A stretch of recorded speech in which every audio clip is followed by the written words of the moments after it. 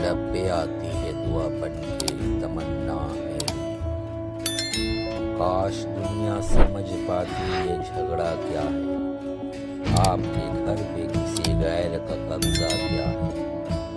तू जो चाहे तो हर एक बात को बेहतर कर दे, एक नजर डाल के हालात को बेहतर कर दे। समझ में नहीं आती, भाषा समझ में नहीं आती, लेकिन यकीन करें इस भाषा में वो मिठा एक लफ्ज समझ में आ रहा है और मैं सिर्फ तालियां बजाता रहा उनकी बात पर। एक बार जोरदार ताली उनकी खूबसूरत भाषण के लिए। मैं तुम्हें अपने उसूलों की कसम देता हूं, मुझको मजहब के तराजू में न तौला जाए।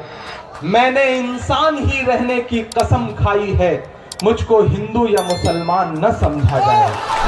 मुझको हिंदू या मुसलमान न समझा जाए। पीछे सड़क पर जो लोग टहल रहे हैं, मैं उनसे भी गुजारिश करूंगा कि आखिरी के जो 15, 20, 25 मिनट है, मैं चाहता हूं कि आज इस प्रोग्राम को, जिस मकसद के तहत ये प्रोग्राम किया गया है, एक ऐसा वक्त है जब दिल्ली की गद्दी पर बैठा हुआ एक तानाशाह पूरे हिंदुस्तान को अपनी जकड़न में कैद कर लेना चाहता है। ऐसे वक्त में पूरे हिंदुस्तान में सिर्फ एक सूबा है जहां की मुख्यमंत्री उससे आंख मिला के कहती है कि तुम्हारी कोई भी हरकत बंगाल में नहीं चलने पाएगी। ये जलवा और ये ताकत और ये गैरत अगर कहीं मौजूद है तो वह सिर्फ और सिर्फ बंगाल में है। इसलिए उत्तर प्रदेश से एक हारा हुआ सिपाही, मैं यही कह सकता हूं कि उत्तर प्रदेश हार करके चंद दिनों पहले, वो किस वजह से हारे वो कारण गिनाने लग जाएं तो वो अलग अलग बात है। मैं बंगाल में खड़ा हूं, मैं 4 मिसरे पढ़ता हूं, मैं शायर हूं। मैं कोशिश करूंगा कि आपको भाषण कम सुनाऊं और थोड़ी थोड़ी शायरी भी बीच में सुनाता रहूं। बस थोड़ी सी आप सबकी शिरकत होनी चाहिए। मैं 4 पंक्तियां पढ़ता हूं कि अपने अश्कों से अपना रुमाल बचाए रखिएगा। थोड़ी सी आवाज बढ़ा दें। अपने अश्कों से अपना रुमाल बचाए रखिएगा। अमन मोहब्बत वाले सब आमाल बचाए रखिएगा। अमन मोहब्बत वाले सब आमाल बचाए रखिएगा। हम यूपी को बचा नहीं पाए हैं उनके चंगुल से। अगला मिसरा सच लगे तो आपकी तालियों का शोर पूरे हिंदुस्तान में जाना चाहिए। मैं पढ़ता हूं साहब कि अमन मोहब्बत वाले सब आमाल बचाए रखिएगा। हम यूपी को बचा नहीं पाए हैं उनके चंगुल से। आप दरिंदों से अपना बंगाल बचाए रखिएगा। आप दरिंदों से अपना बंगाल बचाए रखिएगा। बहुत निशाने पर हैं आप लोग, बड़ी कोशिशें हो रही हैं आपके सूबे को सुलगाने की। कुछ टीवी चैनलों को तो बाकायदा सुपारी दे दी गई है बंगाल के नाम की। बंगाल में कहीं कुछ हो जाए, एक छोटी सी आपस में 2 भाइयों के बीच में झगड़ा भी हो जाए तो टीवी चैनलों पे आग की लपटें दिखाते हुए यह बताया जाता है कि जल रहा है बंगाल, सुलग रहा है बंगाल। दरअसल बंगाल नहीं सुलग रहा है, वो एंकर, न्यूज एंकर साहब जिस कुर्सी पे बैठे हैं उसमें नीचे आग लगी है, वो सुलग रही है और वो टीवी चैनलों पर नजर आता है। बंगाल तो अपनी तहजीब और अपनी इंसानियत और अपनी हिंदू मुस्लिम कौमी यकजहती के लिए जाना जाता है। पिछले दिनों इम्तिहान था आपके सूबे का, जब एक दिन में मूर्तियों का विसर्जन भी होना था और मुहर्रम का जुलूस भी निकलना था। इम्तिहान था आपके सूबे का, लेकिन सलाम है कि 100 नंबर के इस इम्तिहान में बंगाल 1000 नंबर से पास हुआ। ये पूरे हिंदुस्तान में कहीं और नहीं हो सकता। इसलिए मैं सलाम करता हूं बंगाल को कि चाहत वाले सारे मौसम साथ मनाता है बंगाल। सत्तार साहब ये कोशिश करें। मुझे आज इस प्रोग्राम में आके और इसलिए खुशी हो रही है कि मुशायरे में लोग बुलाते हैं, शायरी सुनने के लिए बुलाते हैं, एंटरटेनमेंट के लिए बुलाते हैं, मनोरंजन के लिए बुलाते हैं, लेकिन सत्तार भाई ने कोशिश करी और पिछले 3-4 महीने से दादा लगातार मेरे कांटेक्ट में रहे और कोशिश करते रहे कि किस तरह से दोनों मजहबों को एकजुट करके एक प्रोग्राम में कर सकूं। मुझे लगता है कि एक बार सत्तार साहब के लिए सारे लोगों की जोरदार ताली बजनी चाहिए, उनकी इस कोशिश के लिए ताली बजनी चाहिए कि चाहत वाले सारे मौसम साथ मनाता है बंगाल, चाहे खुशियां हो या मातम साथ मनाता है बंगाल। नफरत वालों कर देखो अपनी आंखों से, नफरत वालों कर देखो अपनी आंखों से, दुर्गा पूजा और मुहर्रम साथ मनाता है बंगाल, दुर्गा पूजा और मुहर्रम साथ मनाता है बंगाल। जनाब शिशिर अधिकारी साहब, सोमेंदु अधिकारी साहब, दिवेंदु अधिकारी साहब, आप यकीन करें कि मैं तो सिर्फ यह सुना करता था कि उत्तर प्रदेश में जो हमारे मुलायम सिंह जी का परिवार है उनका कुनबा बहुत बड़ा है, कोई सांसद है, कोई विधायक है, कोई कुछ है।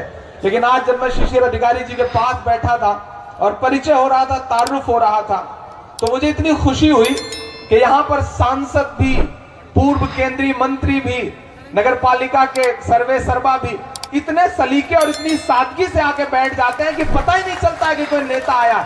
वरना हमारे यहाँ कोई सांसद जब उसे आना होता है तो पहले 15-20 राइफलें आती हैं, 10-20 फॉर्च्यूनर आती है, फिर एक लश्कर आता है और तब पता चलता है कि कोई सांसद आके बैठा है। और हो भी क्यों ना, हम ऐसे सूबे में जी रहे हैं साहब जहां का मुख्यमंत्री अपने ऊपर से मुकदमे हटवाने के लिए विधेयक लेके आता है, संशोधन करता है।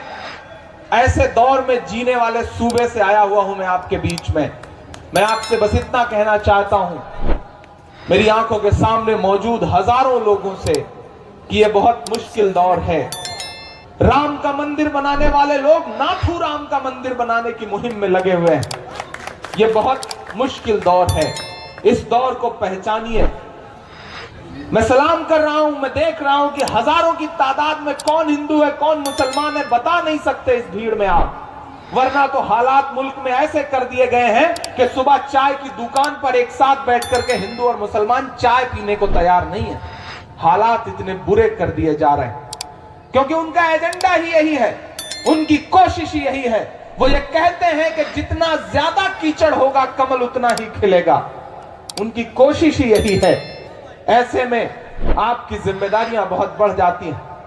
मैं खड़ा हूं उस सूबे में जहां से गुरु रविंद्रनाथ टैगोर जी ने पूरे दुनिया को एक संदेशा दिया। मैं खड़ा हूं उस सूबे में जहां नेताजी सुभाष चंद्र बोस, नेता शब्द जिनके नाम के सामने लग करके अपने पे फख्र महसूस करता होगा, मैं उस सूबे में खड़ा हूं।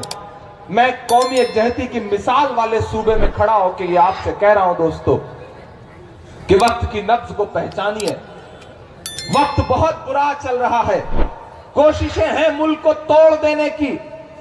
डेमोक्रेसी, लोकतंत्र, जमहूरियत एक ऐसा दौर है कि 70 सालों में आजादी के बाद पहली बार सुप्रीम कोर्ट के 4 जजों को निकल करके प्रेस कॉन्फ्रेंस करके जनता की अदालत में बैठ के यह कहना पड़ रहा है कि मुल्क में डेमोक्रेसी खतरे में है। इस डर को पहचानिए, इस आहट को पहचानिए। अगर एकजुट ना हुए, हम आप सारे लोग इसी समाज में रहना है, इसी मोहल्ले में रहना है। हमारे घर में आग लगेगी तो शायद पहले शिशिर दादा आए, आपके घर में आग लगे तो शायद पहले सत्तार पहुंचे। इसी कौमी एकजहती और इसी ताने बाने का तो नाम है हिंदुस्तान। इलाहाबाद में 2 नदियां मिलती हैं, गंगा और जमुना, संगम होता है। मैं आज यहां पर खड़ा होकर के कोंटाई में यह कहता हूं कि जिसे संगम देखना हो वो इलाहाबाद न जाकर के आज की शाम चला एक कंटाई में देख ले कि किस तरह मजहबों का संगम हो रहा है। अलग अलग मजहबों के मानने वाले सर जोड़ करके बैठे हुए हैं और मुल्क को कैसे बचाया जाए इस पे कोशिश कर रहे हैं, इस पे बातचीत कर रहे हैं।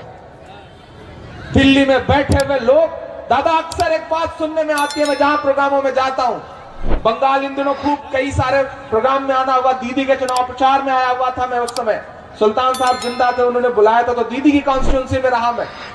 तो बाद में जब वो सोशल मीडिया के जरिए वीडियोस पूरे हिंदुस्तान में गए, तो जिस भी सूबे में मैं गया तो तमाम जब भाजपाई मित्र मिलते तो कहते थे, अरे यार बंगाल तो सुलग रहा है, बंगाल से ममता दीदी को जाना चाहिए, ममता दीदी को हटना चाहिए, ममता दीदी को हटना चाहिए कुर्सी से। मैंने कहा बहुत सही कह रहे हो आप, बिल्कुल ममता दीदी को बंगाल से हटना चाहिए, बंगाल से हट करके उन्हें दिल्ली की गद्दी पे बैठना चाहिए, तब जाके जैसा बंगाल है शायद वैसा पूरा हिंदुस्तान भी हो सके।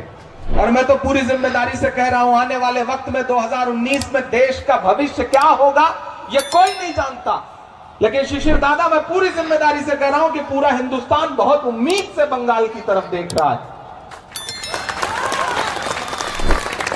मैं एक दिन राहुल जी के साथ बैठा हुआ था, उनसे बातचीत हो रही थी, तो मैंने उनसे कहा कि आप बंगाल की तरफ मोहब्बत का हाथ बढ़ाइए, बंगाल से कह दीजिए कि आगे बढ़े, रहनुमाई करे और आप बड़ा रोल प्ले करिए।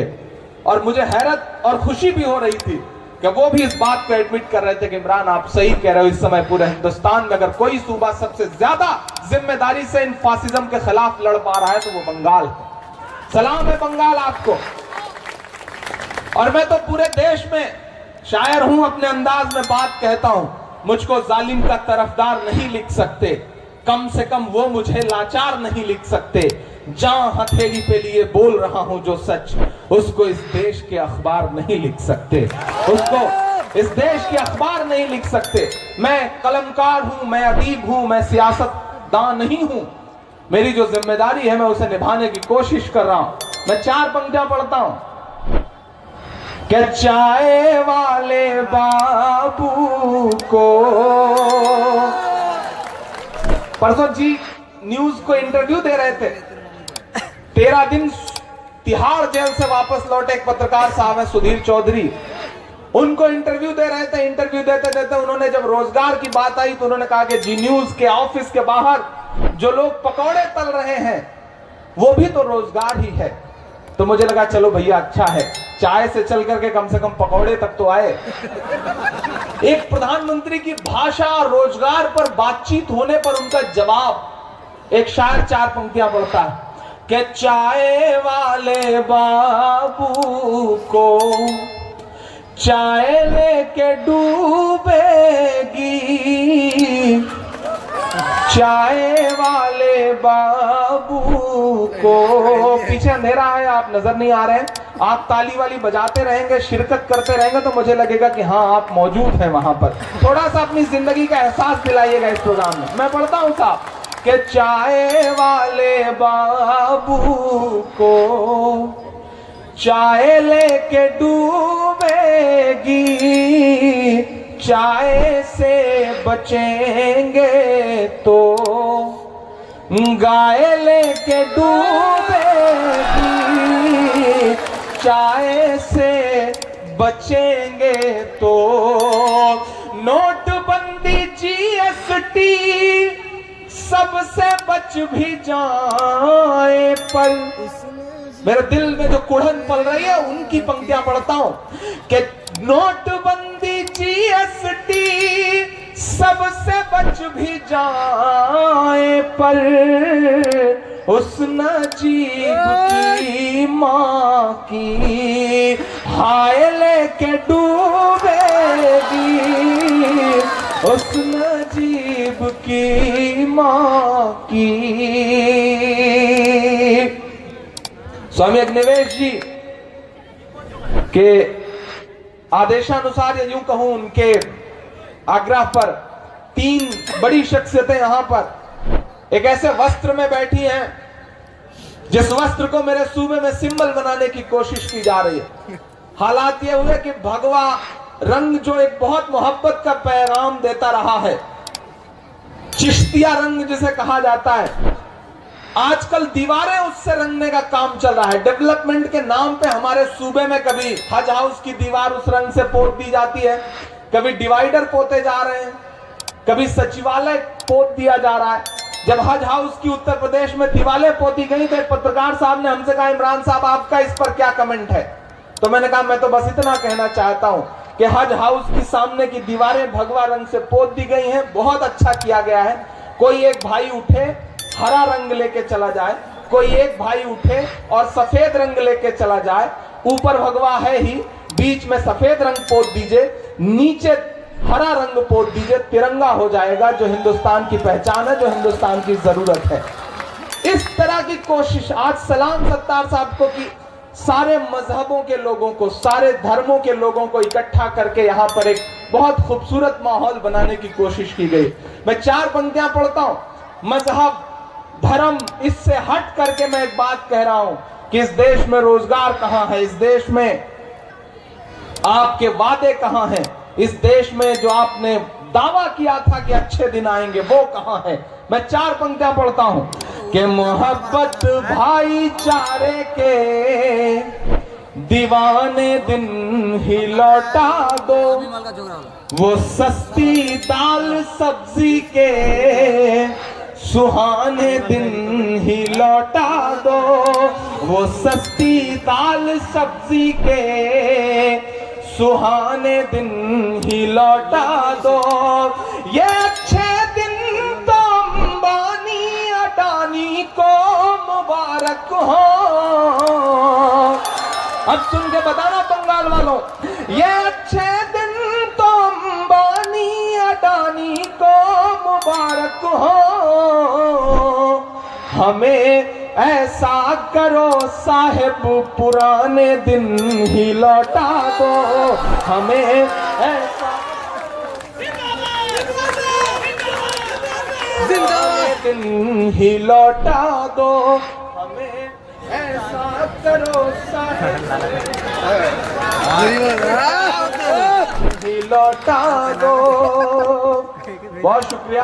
मैं बहुत देर तक आपका इम्तहान नहीं लूंगा क्योंकि आप पिछले 4 घंटे से इन कुर्सियों पर जमे हुए हैं। मैं अच्छा अभी हैं आप, अभी बची है आप में ताकत कि आप कुछ और सुन सके। तो एक बार सारे लोग मुझे ताली बजा करके बताएं कि आप इस मिजाज में बने हुए हैं, क्या आप कुछ सुन सके। यहाँ माएँ मैंने बैठी हैं, मैं 4 पंक्तियां पहले ये पढ़ दूं, उसके बाद मैं बहुत छोटा हूं, मैं इस मंच का सबसे छोटा कलमकार हूं, सबसे छोटी शख्सियत हूं, इसलिए 4 पंक्तियां पढ़ता हूं कि अपने शहर की ताजा हवा लेके चला हूं, हर दर्द की यारों में दवा लेके चला हूं, हर दर्द की यारों में दवा लेके चला हूँ। मुझको यकीन है कि रहूंगा मैं कामयाब, रहूंगा मैं कामयाब। मुझको यकीन है कि रहूंगा मैं कामयाब, क्योंकि मैं घर से माँ की दुआ लेके चला हूँ, क्योंकि मैं घर से माँ की दुआ लेके चला हूं। बहुत शुक्रिया। अच्छा जी, अब मुझे 1-2 मेरी जो नज़में हैं उनकी फरमाइशें पीछे से आ रही हैं, मैं कोशिश करूंगा, लेकिन एक बहुत नई नज़्म आपको सुनाता हूं जो इन दिनों पूरे मुल्क में पढ़ रहा हूं। यहाँ मनोहर श्याम जी और उनके साथ 2 बड़ी बुजुर्ग शख्सियतें जो दिल्ली से हमारे बीच में हैं, किस तरह से लोगों का ध्यान हटाने की, लोगों को बरगलाने की कोशिश की जा रही है, लड़ाने की कोशिश की जा रही है। एक नज्म सुनाता हूं, थोड़ी देर आपकी खामोशी चाह रहा हूं। इधर जो दोस्त हैं उनसे गुजारिश है कि थोड़ी देर इधर जो, हाँ बेटा या तो आप बैठ जाओ जहां हो, चुनाव में तो खड़े नहीं हो इसलिए आराम से बैठ सकते हो, कहीं बैठ जाओ, थोड़ी देर चुप रहें। एक बहुत जिम्मेदारी भरी नज्म आपको सुनाना चाहता हूं। दादा बैठे हैं, मैं यहां खड़ा होकर के ये नज्म पढ़ रहा हूं, मुझे सुनिएगा, मेरे एहसास तक पहुंचने की कोशिश करिएगा। पढ़ता हूं साहब के पूछता है तिलक से वजू चीख कर। मनोहर जी सुनिएगा नज्म, दादा आशीर्वाद आपका भी। बेटा थोड़ी देर इधर जो बच्चे हैं भैया, ये जो बांट रहे हैं आप थोड़ी देर बाद बांटिएगा, आप बैठ जाइए, ये सुन लीजिए उसके बाद बांटिएगा, कैलेंडर बाद में बांटिएगा, बैठ जाइए। हाँ इधर के भी साथियों से गुजारिश है कि बैठ जाइए। किसका बुद्धि है? अब शुरू करूं के पूछता है तिलक से वजू चीख कर, आमने सामने रूबरू चीख कर, पूछता है तिलक से वजू चीख कर। स्वामी जी को देखिएगा, इमरान को सुनिएगा कि पूछता है तिलक से वजू चीख कर, आमने सामने रूबरू चीख कर, लड़के दंगों में जिसको बहाया गया, लड़के दंगों में जिसको बहाया गया, पूछता है हमारा लहू चीख कर। जब तेरा मेरा, जब मेरा तेरा, जब तेरा मेरा एक ही रंग है, जब तेरा मेरा एक ही रंग है, फिर बताओ भला किस लिए जंग है, फिर बताओ भला किस लिए जंग है। जब तेरा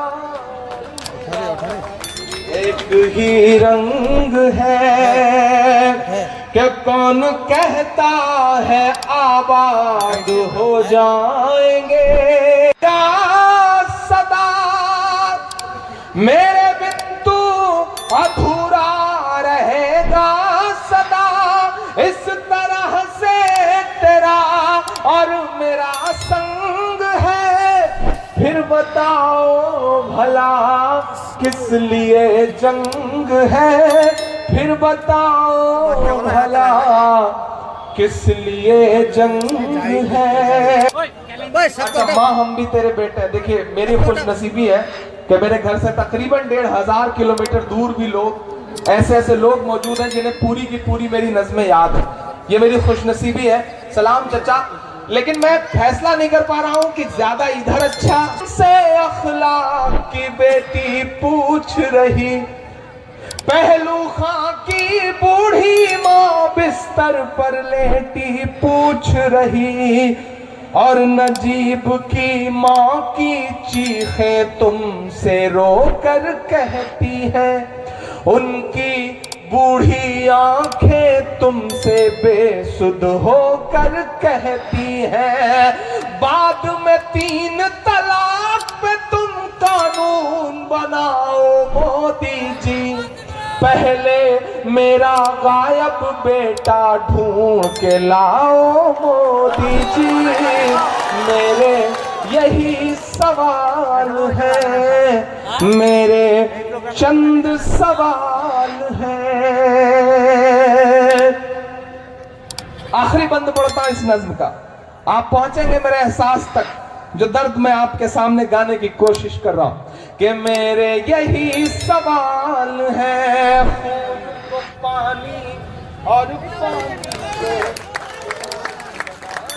वालों से जहर में डूबा भारत का मजमून बनाने वालों से, बिन तलाक के अपनी बीवी छोड़ छाड़ कर बैठे, और मुस्लिम बहनों के हक में कानून बनाने वालों से मेरे चंद सवाल हैं। आखिरी बंद पढ़ता हूं साहब कि कहती है तुमसे जुनैद की बूढ़ी माँ रोते रोते, कहती है तुमसे जुनैद की बूढ़ी माँ रोते रोते, तुम जैसे भाई से तो बेहतर था भाई ना होते। कहती है तुमसे जुनैद की बूढ़ी माँ रोते रोते, तुम जैसे भाई से तो बेहतर था भाई ना होते।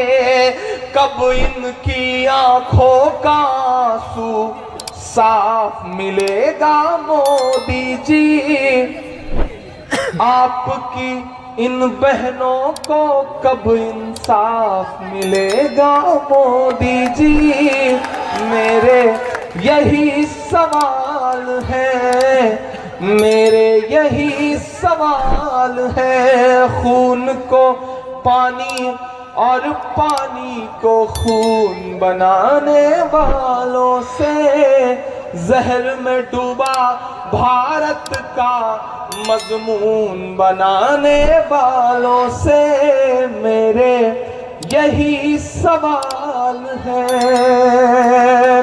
बहुत शुक्रिया, बहुत मोहब्बत है। और जाते जाते आखिरी के 4 मिसरे पढ़ के विदा लेता हूं आपसे। अच्छा ये भी है कि चाक है जिगर फिर भी आए हैं रफू करके। आज के इस प्रोग्राम का जो पूरा निचोड़ है वो मैं बताने की कोशिश कर रहा हूं।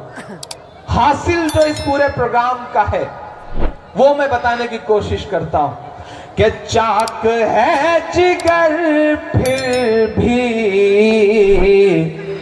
आए हैं रफू करके, जाएंगे हकीकत से तुमको रूबरू करके, जाएंगे हकीकत से तुमको रूबरू करके। प्यार की बड़ी इससे और मिसाल क्या होगी, प्यार की बड़ी इससे और मिसाल क्या होगी। हम नमाज पढ़ते हैं गंगा में वजू करके, हम नमाज पढ़ते हैं गंगा में वजू करके।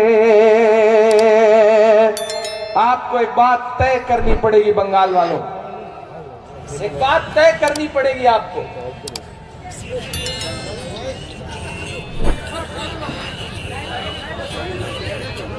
इस देश में 2 तरह की ताकतें हैं जो काम कर रही हैं। एक ताकत है जो चाहती है कि 80% लोग एक तरफ खड़े हो जाएं हिंदू बन करके, और इसी मुल्क में एक ताकत है जो काम कर रही है, वो जो चाहती है कि 20% एक तरफ लोग खड़े हो जाएं मुसलमान बन के। से कम 200 बार अब तक बात करी होगी इस प्रोग्राम को लेकर के। रात के 2-2 बजे 3-3 बजे मुझे कभी व्हाट्सएप पे कॉल करके, कभी मेरे मैनेजर को फोन करके मुसलसल परेशान करते रही है। बड़े नेक आदमी हैं, वकील भी हैं, मैंने बाद में सुना। तब बाद में मुझे सब्र आया कि चलो वकील हैं तो इतना परेशान करने का हक तो बनता है उनका, वकील हैं किसी को भी परेशान कर सकते हैं। वो एक वकील साहब, बड़ा बोझिल सा माहौल हो गया है, तो बड़ी मजे की बात बताऊं कि एक वकील साहब ने नई प्रैक्टिस शुरू करी कचहरी में, जो लोकल सिविल कोर्ट होती है। एक आदमी अपना मुकदमा लेके पहुंचा, कत्ल का मुकदमा था। तो वकील साहब ने कहा बिल्कुल मैं तुम्हारे मुवक्किल को इंसाफ दिलवा दूंगा, आप परेशान ना हो। तो कत्ल का मामला था, उस आदमी ने कहा फीस कितनी लेंगे। आजकल फीस से स्टेटस तय होता है ना कि वकील अच्छा है या बुरा है। तो वकील साहब ने नई प्रैक्टिस शुरू करी थी, सीधे साधे आदमी थे, उन्होंने कहा कि 5000 रुपए, और मैं इसमें कत्ल में बरी कि कभी ना होगी बंद अजान, कभी ना होगी बंद अजान। मेरी इस नज्म का मिशन समझिएगा। महाराष्ट्र से यानी कि मुंबई से एक साहब जिनकी दुकान लगभग बंद हो चुकी थी, उन्होंने ट्वीट किया कि रात के 4 बजे नींद में खलल पड़ रहा है, अजान की आवाज मेरे कान में, गुंडागर्दी है ये। तो मैं नाम नहीं लूंगा, नहीं आप जान जाएंगे कि मैं सोनू निगम साहब की बात कर रहा हूं। लेकिन फिर कह रहा हूं, सलाम है इस देश की गंगा जमुनी तहजीब को कि हम आप बोलते, कोई मुसलमान बोलता, उससे पहले इस देश के तमाम हिंदू भाइयों ने उठ खड़े होकर कहा कि सोनू निगम साहब बंद रखिए अपनी जुबान। 2.5 मिनट की अजान और 5 मिनट के भजन से इस मुल्क में किसी के कान में दर्द नहीं हो सकता। इस मुल्क की तहजीब का ही नाम यही है। तब मैं एक नज्म सुनाता हूं आपको साहब कि कभी ना होगी बंद अजान, कभी ना होगी बंद अजान। अगला जो मिसरा आने जा रहा है वो आज के इस प्रोग्राम का हासिल रहेगा। पीछे तक आपकी तालियां जाएं सोनू निगम साहब तक कि कभी ना होगी बंद अजान, कभी ना होगी बंद अजान, के आरती और अजान से मिलकर, आरती और अजान से मिलकर बने हैं हिंदुस्तान। कभी ना होगी बंद अजान, कभी ना होगी बंद अजान, कि लम्हे भर की अजान लगे है तुझको गुंडागर्दी, लम्हे भर की अजान लगे है तुझको गुंडागर्दी। हमने तेरे गाने घंटों झेले हैं बेदर्दी, हमने तेरे गाने घंटों झेले हैं बेदर्दी, के गायक बाबू, गायक बाबू बेहद नालायक है तेरा बयान। कभी ना होगी बंद अजान, कभी ना होगी बंद अजान। और रात के इस पहर तक जो हजारों लोग बच गए हैं, मैं उन सबको शामिल करता हूं इन मिसरों में कि जिस दिन इस दुनिया में अज़ान की सदा नहीं आएगी, शिरकत करना अगर हरारत पैदा हो सीने में तो, कि जिस दिन इस दुनिया में अज़ान की सदा नहीं आएगी, रात ही रह जाएगी उस दिन सुबह नहीं आएगी। सोनू निगम का बयान है, सोनू निगम का बयान आया उन्हीं दिनों आपके बंगाल से भी किसी एक छोटे से मौलाना साहब का भी बयान आया कि अगर सोनू निगम सर मुड़वा लें तो हम 10 लाख दे देंगे। नहीं, मैं मजम्मत करता हूं, मैं विरोध करता हूं इस बात का। मैं इस डाइस पर खड़ा होकर कह रहा हूं कि नहीं, इस्लाम इस बात की इजाजत नहीं देता।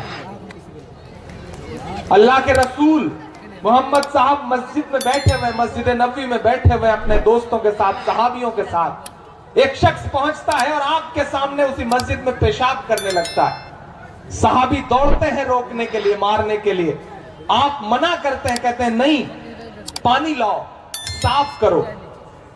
और उस शख्स को अपने पास बुला करके कहते हैं कि मस्जिद इबादत का घर है, पेशाब करने की जगह नहीं है। वो आपके कदमों में गिर पड़ता है, कहता है मैं तो आपका अखलाक देखने के लिए आया था। ये है इस्लाम। ये गलत लोग हैं जो इस्लाम का चेहरा बना दिए जा रहे हैं।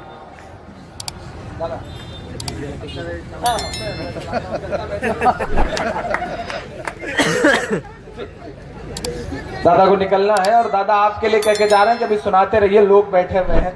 दादा का आदेश मेरे लिए अध्यादेश की तरह है, तो मुझे मानना ही है। मैं ये नज्म मुकम्मल कर देता हूं। मैंने कहा ना कि ये जो लोग इस्लाम का चेहरा बना दिए जा रहे हैं, नहीं, ये कहा जाता है कि इस्लाम ना खून बहाने की इजाजत देता है। मेरे तमाम हिंदू भाई यहां बैठे, मैं उनसे बताना चाहता हूं कि अरे साहब, जो मजहब वजू करते हुए नाहक पानी बहाने की इजाजत न दे, वो भला नाहक खून बहाने की इजाजत कैसे दे सकता है? ये आपको भी समझना पड़ेगा। वो जो चैनलों के जरिए कुछ चेहरे बना दिए जा रहे हैं कि ये इस्लाम का चेहरा है, नहीं, वो इस्लाम का चेहरा नहीं है। जिस तरह बिस्मिल्लाह कह करके शराब पीने से हराम शराब हलाल नहीं हो जाती, उसी तरह अल्लाह अकबर कह करके किसी मासूम का कत्ल कर देने से वो कत्ल जायज नहीं हो जाता। हमें इस बात का विरोध करना पड़ेगा, हमें इस बात की मुखालिफत करनी पड़ेगी। मैं नज्म पूरी करता हूं साहब कि जिस दिन इस दुनिया में अज़ान की सदा नहीं आएगी, रात ही रह जाएगी उस दिन सुबह नहीं आएगी, कि अल्लाह तुझे हिदायत दे दे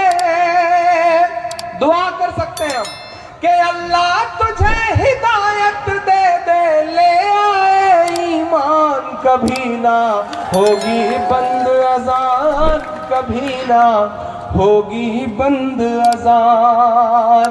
और आखिर में जाते जाते मैं स्वामी जी की मौजूदगी में, मनोहर श्याम जी की मौजूदगी में, मनोहर श्याम जी को भी एक माला पहनाई जाए। स्वामी जी अब तक इस कार्यक्रम में, एक बार जोरदार ताली दिल्ली से आपके बीच में चल करके स्वामी जी आए हैं, और जिस खूबसूरती के साथ उन्होंने अपनी बात रखी थी उसके लिए उन्हें सलाम है। उनके जो विचार हैं उसे आत्मसात करने की जरूरत है।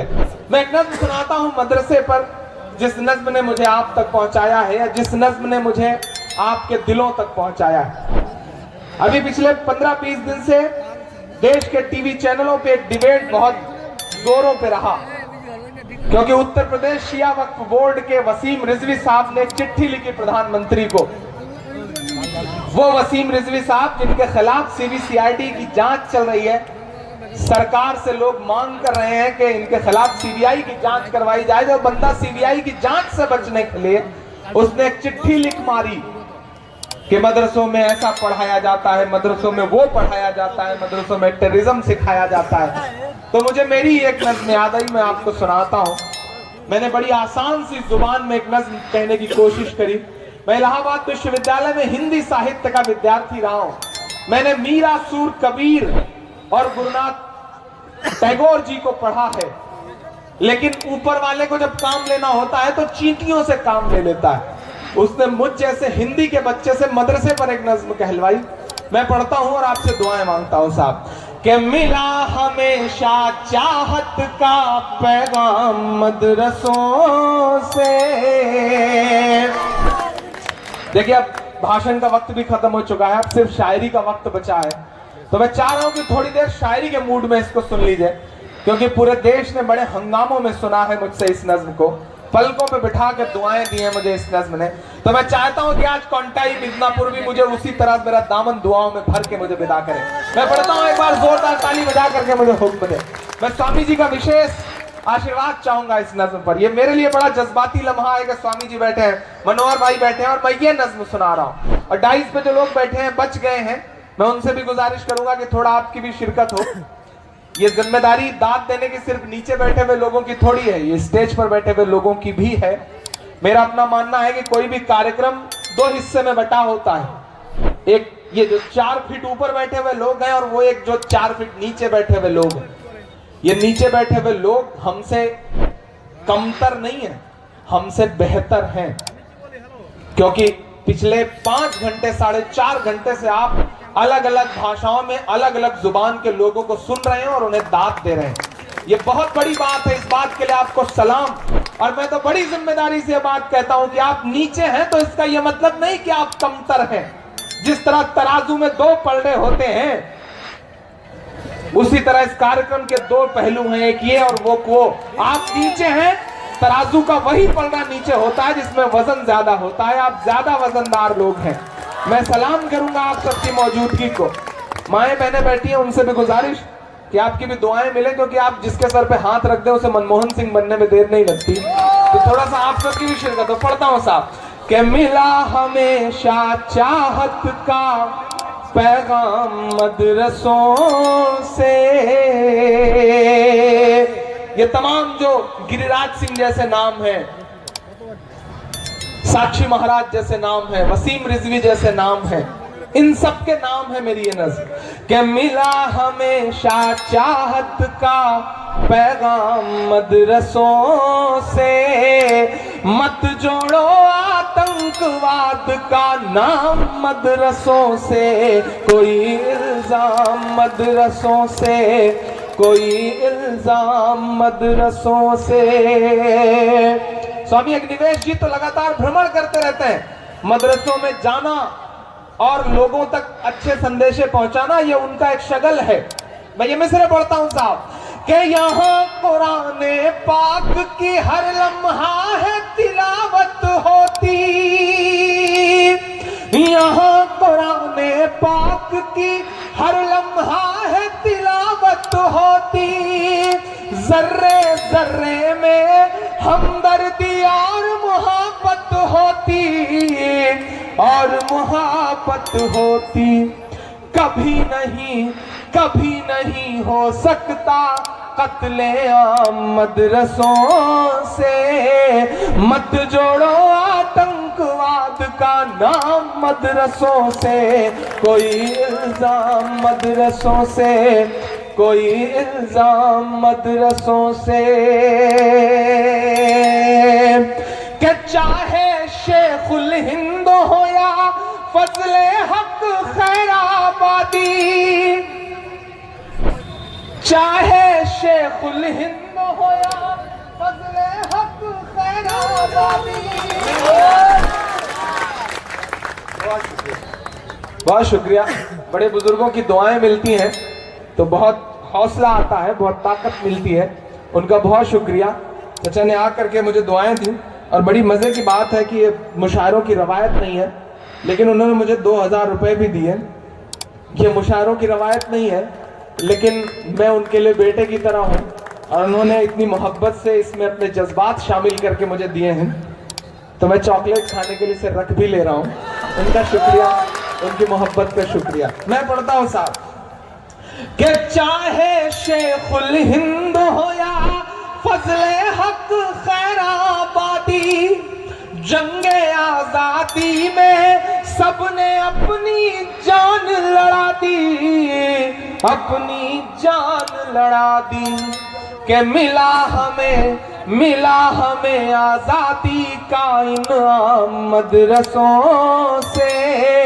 मत जोड़ो आतंकवाद का नाम मदरसों से, कोई इल्जाम मदरसों से, कोई इल्जाम मदरसों से।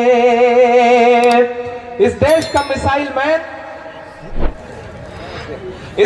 मिसाइल मैन अपनी 5वीं तक की तालीम चेन्नई के एक मस्जिद के बरामदे में बैठ के पूरी करता है और बाद में इस देश को परमाणु संपन्न बनाता है और मीडिया कहती है कि मदरसों में आतंकवाद पढ़ाया जाता है। मैं एक बंद पढ़ता हूं साहब कि बड़ी जरूरत देश को जब जब किया कमाल इन्हीं ने। भारत क्रिकेट का विश्व कप जीतता है, क्रिकेट के भगवान सचिन तेंदुलकर को जीत का जश्न मनाना होता है, तो उन्हें कंधे पर उठाने के लिए गुजरात की मस्जिद के मुअज्जिन का लड़का यूसुफ पठान आगे आता है, उन्हें कंधे पर उठा के पूरे स्टेडियम के चक्कर लगाता है। यह कुव्वत, यह ताकत मस्जिद और मदरसों के उन छोटे छोटे दानों में है जो हमारे आपके चंदों से आते हैं। मैं पढ़ता हूं साहब कि बड़ी जरूरत देश को जब जब किया कमाल इन्हीं ने। देश को एक से एक बढ़ करके दिया है लाल इन्हीं ने, दिया है लाल इन्हीं ने। 3 राष्ट्रपतियों के नाम गिना रहा हूं मैं कि निकले जाकिर। मीडिया के दोस्तों से गुजारिश है कि बहुत कुछ छापा है अब तक, ये भी छापिए कि निकले जाकिर फखरुद्दीन कलाम मदरसों से।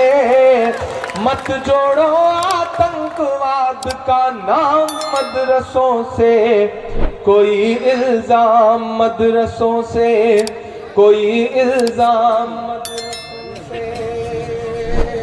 बहुत शुक्रिया, बहुत शुक्रिया।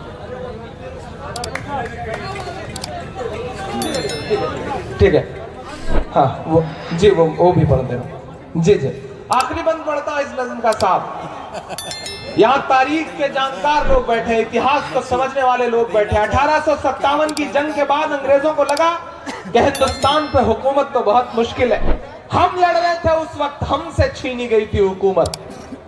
अंग्रेजों को लगा कि हिंदुस्तान पे हुकूमत बहुत मुश्किल है, हुकूमत करना है तो इन्हें मिटाओ, इन्हें मिटाना है तो कुरान मिटाओ। मगरबी उत्तर प्रदेश के तमाम इलाके इस बात के गवाह हैं कि एक साथ सैकड़ों उलेमा को फांसियां दी अंग्रेजों ने, यह कहते हुए कि इनकी लाशें तब तक मत उतरने दो जब तक अवाम के दिल से इंकलाब और क्रांति का भूत न उतर जाए।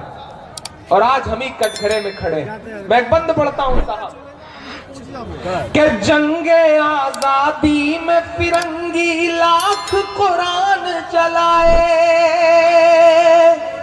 अब तक जिसने दाद नहीं दी उससे कोई शिकायत नहीं, लेकिन अगले मिसरे में मेरा ईमान बोल रहा है और मेरा ईमान वही बोल रहा है जो आपका भी ईमान बोलता है। हरारत पैदा हो दिल में तो एक एक हाथ को कसम हवा में उठे। अगला मिसरा पढ़ता हूं साहब कि जंगे आजादी में फिरंगी लाख कुरान जलाए, किसी भी हाफिज के दिल से एक हर्फ मिटा ना पाए। कि जंगे आजादी में फिरंगी लाख कुरान जलाए, किसी भी हाफिज के दिल से एक हर्फ मिटा ना पाए, एक हर्फ मिटा ना पाए। लिया है अल्लाह ने ऐसा भी काम मदरसों से, मत जोड़ो आतंकवाद का नाम मदरसों से, कोई इल्जाम मदरसों से, कोई इल्जाम मदरसों से। बहुत शुक्रिया, बहुत मोहब्बतें, बहुत धन्यवाद।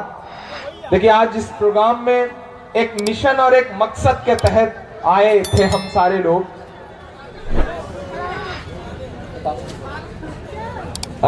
सोहेल भाई ने भी इजाजत दे दी है और मैं भी अब उसी दिशा में बढ़ रहा हूं। मैं एक बात आपसे कहना चाह रहा हूं कि ये तो किसी कॉन्फ्रेंस और यकजहती मुहिम में हम लोग यहाँ आए थे। कोई एक मुशायरा करिए सत्तार भाई तो पूरी रात आवाम को सुनाया जाए, और एक मिशन के तहत मुशायरा भी करिए जिसमें कोशिश की जाए कि जी मैं आखिर के 4 मिसरे इस प्रोग्राम के लिए खुसूसी तौर से पढ़ के कॉन्टाई वालों के लिए जाना चाहता हूं। भाई वो अब किसी मुशायरे में आऊंगा, एक ही बार में सारा कुछ निपटा लेंगे तो कैसे काम चलेगा। 5 रुपए में 50 रुपए का काम मत ले लीजिए, मतलब आप थोड़ी सी जान बख्श दीजिए। अच्छा, कंटाई का आदमी जो है ना, मिदनापुर का आदमी बिल्कुल बिजनेसमैन माइंडेड है। वो एक बंगाल का आदमी और एक उत्तर प्रदेश का और एक महाराष्ट्र का, 3 दोस्त साथ में ट्रेन में सफर कर रहे थे। आपस में बातचीत चली कि जिंदगी को हम जीते हैं, पैसे खर्च करते हैं, मस्ती में रहते हैं, ये बस साबित करो। महाराज के भाषण और 2018 आ गए हैं, तो अब दोनों की तकरीरें सुनिएगा साहब। चाय चाय करते थे, गाए गाए करते हैं, चाय चाय करते थे, चाय चाय करते थे, गाए गाए करते हैं, जागे हैं दलित जब से, हाय हाय करते हैं, जागे हैं दलित जब से। और एक कलमकार के ये मिसरे हैं स्वामी जी और मनोहर भाई की मौजूदगी में, सत्तार भाई और आपके बहुत प्यारे मुमरेज साहब, माशाल्लाह बड़ा खूबसूरत नाम है। अच्छा, राज्य सरकार ने पुरस्कृत किया, अरे वाह भाई, मुबारकबाद इस बात के लिए। चौथे मिसरे अशरफ साहब को यह 6 घंटे सफर करके आए हैं, मीन मित्र है भाई, मुबारकबाद आपको। आखिरी के 2 मिसरे और ये दुआ के मिसरे हैं, और बंगाल में पढ़ रहा और बंगाल में मांगी गई दुआ कबूल जरूर होगी।